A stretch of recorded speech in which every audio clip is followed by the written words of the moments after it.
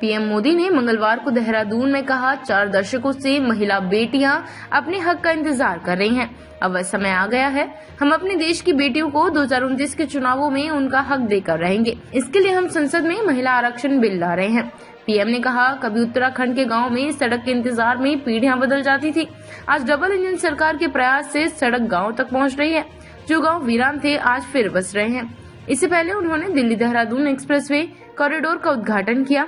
वे Asia के सबसे लंबे 12 kilometre elevated wild life corridor का निरीक्षण करने सहारनपुर पहुंचे। यहाँ रोड शो भी किया।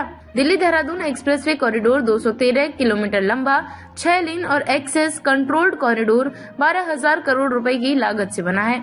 यह दिल्ली, उत्तर प्रदेश और उत्तराखंड को जोड़ता है और इसके शुरू होने से दिल्ली देहरादून के बीच की दूरी 6 घंटे से घटकर करीब 2.5 घंटे रह जाएगी। महिला आरक्षण पर 4 दशक बाद संसद में नारी शक्ति वंदन अधिनियम पारित हुआ। 33% आरक्षण लागू करने वाले इस कानून को बनाने के लिए सभी दलों ने समर्थन दिया। अब इसे लागू करने में देर नहीं होनी चाहिए। 2029 से ही यह लागू हो जाना चाहिए। यह देश की भावना है, हर बहन बेटी की इच्छा है। मातृशक्ति की इस इच्छा को नमन करते हुए 16 अप्रैल से संसद में चर्चा होनी है। इसे सभी दल सर्वसम्मति से आगे बढ़ाएं। इसलिए मैंने आज देश की नारी शक्ति के नाम आज सभी बहनों के लिए एक पत्र लिखा है। हम अपने देश की बेटियों को 2029 के चुनावों में उनका हक देकर रहेंगे। देश की ताकत बन रही बेटियां। पीएम ने कहा कि देश की बेटियां भारत निर्माण में बड़ी भूमिका निभा रही हैं।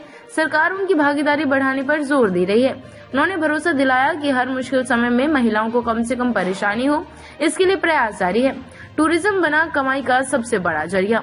पीएम ने कहा कि टूरिज्म बढ़ने से हर वर्ग को कमाई का मौका मिलता है। होटल, टैक्सी दुकानदार सभी को लाभ होता है। उत्तराखंड अब विंटर टूरिज्म और स्पोर्ट्स का बड़ा केंद्र बन रहा है, जिससे राज्य की अर्थव्यवस्था मजबूत हो रही है।